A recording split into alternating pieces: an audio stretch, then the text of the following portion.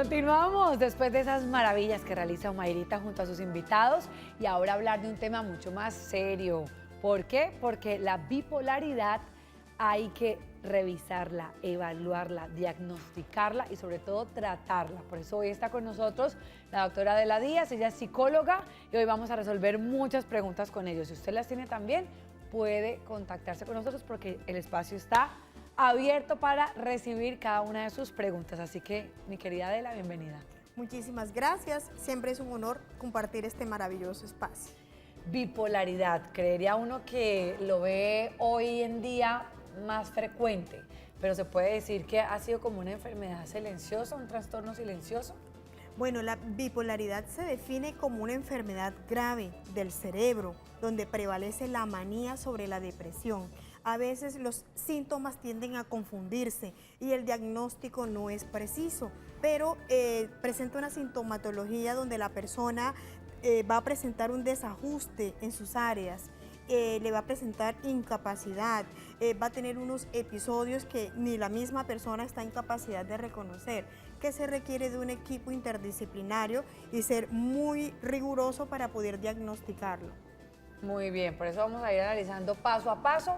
Ahí teníamos especificado qué es en general la bipolaridad, porque a veces se confunden con los diferentes estados de ánimo, que ya sea que por el clima o por alguna experiencia o porque las mujeres también están en sus días, entonces que entendamos las que por eso están de pronto hoy felices, mañana no, y cree uno que, y molesta de hecho con ese término de bipolaridad, pero en general no. ¿Cómo se puede llegar a diferenciar?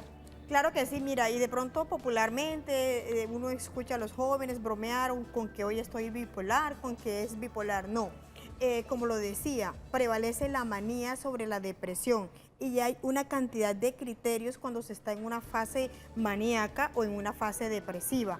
¿Qué ocurre en esa etapa maníaca? Y debe haber una prevalencia en el tiempo para que la persona ya prenda las alertas y busque la respectiva ayuda. Normalmente en el estado depresivo la persona deja de comer, puede presentar hipersomnia, quiere estar durmiendo todo el tiempo, tiene tristeza, dificultad para concentrarse, no le encuentra sentido a nada, tiene irritabilidad, su pensamiento es lento. Hay una cantidad de características.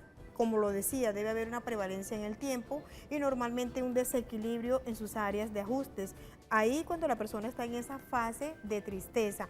La otra fase de manía es donde todo lo contrario, donde la persona se siente enérgica, alegre, contenta, feliz, el habla es rápida. Incluso en esa fase maníaca la persona puede llegar a tomar decisiones incorrectas, gastarse todo lo que tiene en la tarjeta de crédito, incluso tener desórdenes sexuales sin medir, sin ningún control. Es una fase de euforia que ni la misma persona puede controlar. Muy bien, vamos a ir analizando también este testimonio que tenemos sobre el trastorno de bipolaridad y recuerde que podemos resolver todas las preguntas porque se presenta tanto en adultos como desde la niñez. La verdad, la primera vez que escuché sobre el término trastorno bipolar fue cuando me lo diagnosticaron a los 15 años. Había épocas en las que me la pasaba pues solamente acostada en la cama y yo creo que eran como pequeñas depresiones, pero pues la enfermedad despegó, por decirlo así, cuando tuve un viaje donde la mayoría del tiempo pues estaba exaltada. Una vez volví a la casa, pues se desencadenó como mi primer episodio. Era como una hiperactividad que agotaba a todo el mundo. No paraba de hablar y a uno se le descontrola mucho el sueño. Uno se cree casi insuperable. Yo soy bipolar tipo 1. Cuando tengo un periodo de manía suelo requerir hospitalización. Cuando tengo un periodo de manía yo requiero hospitalización y pues algunas veces he llegado como a la psicosis. Estas fases de manía a veces me provocan desgaste. En 2 meses literalmente me agoté. Una vez asumes la enfermedad y no la abandonas con medicación, pues llevas una vida ordenada y normal. El trastorno bipolar afecta a millones de personas y la mayoría pues logra tener como una vida normal. Si uno está en un mal momento, pues no tiene que caer como en la visión de ese túnel que lo pinta todo de negro. Aunque no se perciba a primera vista, siempre hay alternativas. Y si uno no las percibe, pues tiene que pedir ayuda en ese caso. Bueno, estábamos escuchando a una persona que sufre de bipolaridad, cómo ha venido tratándola y sus síntomas, porque hay que aprender a reconocer cuando tenemos uno de los problemas. Y es que ella mencionó también algo de tipos de bipolaridad. Hablemos de ello, vamos a revisar el tema para poder identificar en cuál podría estar usted en este momento. Bueno, claro que sí. Existe un tipo de bipolaridad tipo 1, tipo 2 y una no identificada. La bipolaridad tipo 1 normalmente prevalece un criterio de manía a lo largo del tiempo o prevalece un criterio bien marcado de depresión para poderla diagnosticar como tipo 1. La no identificada es que es como si fuera una bipolaridad mixta, no cumple con los dos criterios, pero presenta síntomas de los dos, pero no hay una prevalencia en el tiempo. Y está también la ciclotimia. La ciclotimia también hace parte de esos tipos de bipolaridad, con la diferencia de que la ciclotimia solamente uno de los síntomas prevalece en el tiempo, hasta por 2 años. La persona puede presentar una depresión crónica. Bueno, entonces vaya analizando qué tipo de bipolaridad puede usted llegar a tener y veamos un cerebro. Vamos a ver por qué se da como ese desequilibrio que afecta de hecho más que todo las emociones del ser humano y como que va dando unas órdenes de un momento como positivas, después negativas. ¿Qué es lo que pasa?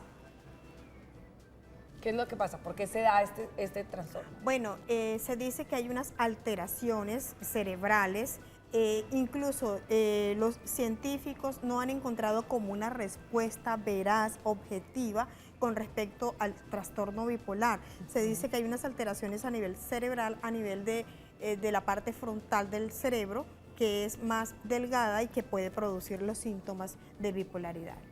Muy bien, así que lo importante también es visitar al médico, ¿no? Cuando uno siente alguno que otro síntoma, que ya vamos a analizarlos precisamente, visitar siempre a su médico. Entonces, vámonos con los síntomas. Tenemos el de tristeza. Bueno, la tristeza hay que aprender a diferenciarla porque es una emoción característica del ser humano. Nosotros no podemos estar en una fase de felicidad todo el tiempo, pero cuando ya hay una tristeza que me vuelve incapacitante, que yo no quiero ir a trabajar, que no me quiero bañar, que he perdido el interés en lo que normalmente me interesaba, que no siento ningún interés en salir a hacer deporte, hablar con mis amigos, que siento esa tristeza plena de quedarme en casa todo el tiempo y que ya pasó 1 semana, 2 semanas y que nada me motiva, es una alerta significativa de que mi estado de salud me está mandando una señal de que debo empezar a hacer promoción y prevención de mi salud. Además que la tristeza se puede llegar a convertir en una depresión. Claro que sí, es la primera señal de depresión, cuando la persona entra en un estado de profunda tristeza sin explicación. Laurita, me remonto un poquito a la parte cerebral que es tan misteriosa. Hay procesos bioquímicos a nivel de corteza cerebral, está la dopamina, la serotonina. También es importante hacer una revisión con el endocrinólogo para mirar si de pronto la persona está teniendo un proceso hormonal que le está manifestando esas irregularidades a nivel de estados de ánimo antes de pronto de hacer un diagnóstico arbitrario. Pero es significativa la tristeza, es una señal de alerta. Muy bien. Tú mencionabas algo de hablar muy rápido, pero ¿cómo así? ¿La persona comienza a decir cosas incoherentes o su forma de expresar es como muy rápida, acelerada? Bueno, normalmente en el lenguaje psicológico, psiquiátrico, la persona puede estar presentando una bradipsiquia. ¿Eso qué significa? Que la persona habla a tropel y habla de diferentes temas y puede perder hasta el hilo y la coherencia del tema. Es un tropel de temas que le llegan a la persona y la persona se siente tan activa que empieza a hablar de una manera rápida. A veces no se entiende el lenguaje en la persona y también es una alerta. Muy bien. Dormir mucho. Oh, que no sea pereza, sino que esto ya es preocupante. Que no quiera salir a trabajar, quiere quedarse en casa todo el tiempo durmiendo. Mira que la primera alerta significativa, y no solamente para diagnosticar un trastorno de que nuestro estado de salud no está bien, es el sueño, ¿sí? cuando hay trastornos en el sueño, de que la persona deja de dormir o duerme mucho tiempo, es una alerta significativa. Porque una persona que no duerme, las horas que debe dormir, va a ser una persona que va a estar irritable, hipersensible, no se va a desempeñar bien laboralmente. Y es característico del trastorno bipolar porque la persona en su fase maníaca puede o dormir mucho o permanecer en estados de alerta. No dormir, el sueño prácticamente se extingue y la persona puede pasar perfectamente 24 horas en actividad. O todo lo contrario, cuando está en esa fase depresiva, la persona entra en una profundidad, o sea, el sueño ya va un poco más normal, la persona duerme a profundidad, no quiere abandonar la cama. Es un sueño pesado, es un sueño que es incapacitante para la persona. Como cansancio también Sí, puede ser. fatiga. Fatiga. Viene también el tema de la preocupación. Vive constantemente como agitado, como ansioso, como preocupado. Bueno, mira que la preocupación está presente en las dos fases del trastorno bipolar.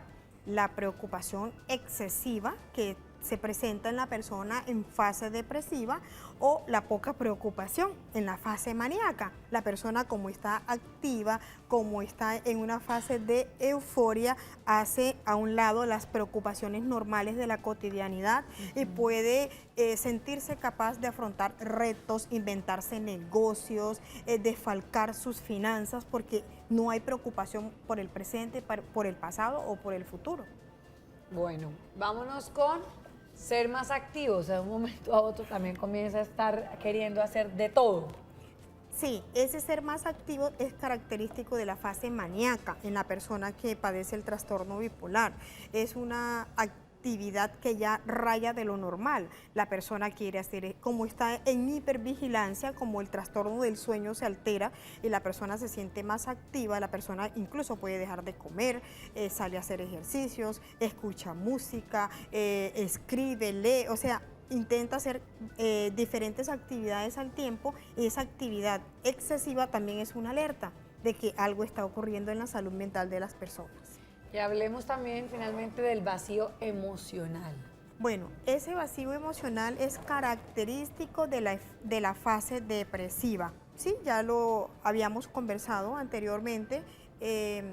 La persona es como si la persona tuviera una planicidad emocional donde no encuentra a gusto con nada. Hay un desequilibrio tan grande en sus áreas de ajustes que la persona se siente vacía, sin ningún interés, presenta abulia, presenta apatía, se siente inconforme consigo misma y con el espacio que le rodea o el medio que le rodea. A eso nos referimos con ese vacío emocional. Hablemos también de una palabra que estamos viendo en pantalla con los televidentes, de la psicosis, porque a veces la gente, el hecho de no tener tranquila su mente, pues logra crear escenarios, tener pensamientos, emociones que lo ponen mucho más voluble. Por ejemplo, hoy en día, o digamos lo mencionaba en los temas de relaciones de pareja, hoy puedes llegar y decir es que lo amo, lo adoro en mi vida, me caso, y mañana lo odio, no lo quiero ni ver, es que me causa repelencia, comienzan a sentirse emociones muy extremas, como de querer y no querer. Bueno, la psicosis es prácticamente una desconexión de la realidad. Es un tipo de hipomanía en las emociones, de pronto no tan marcadas como en el trastorno bipolar, pero la persona también entra en esa fase de lo que tú explicabas. Hoy me siento a gusto, mañana no. O cuando llegan al trabajo y que, ay, hoy saludó Martín, al otro día no saludó. No saludó. Y uno dice, bueno, pero ¿qué le pasó? ¿Por qué llega a veces alegre, a veces llega triste, un día saluda, otro día no saluda?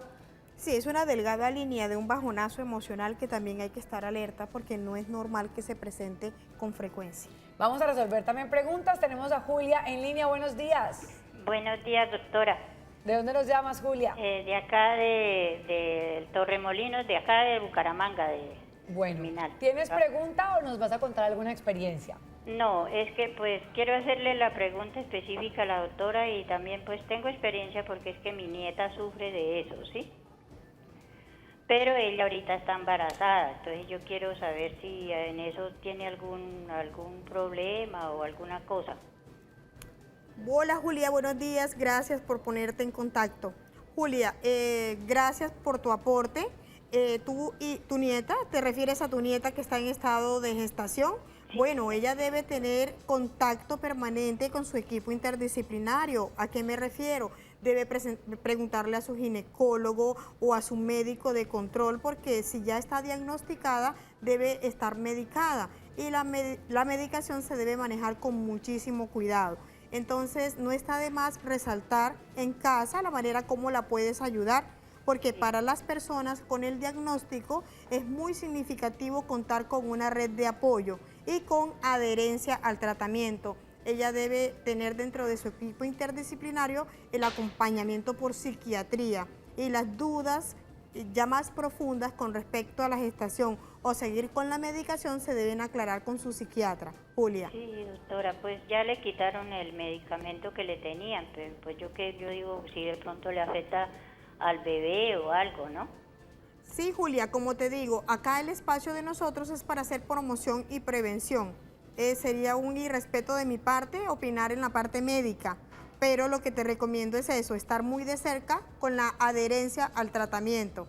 Preguntarle al psiquiatra todas esas dudas, al ginecólogo, estar alertas, así de pronto hay cambios significativos, acudir inmediatamente al servicio de urgencias.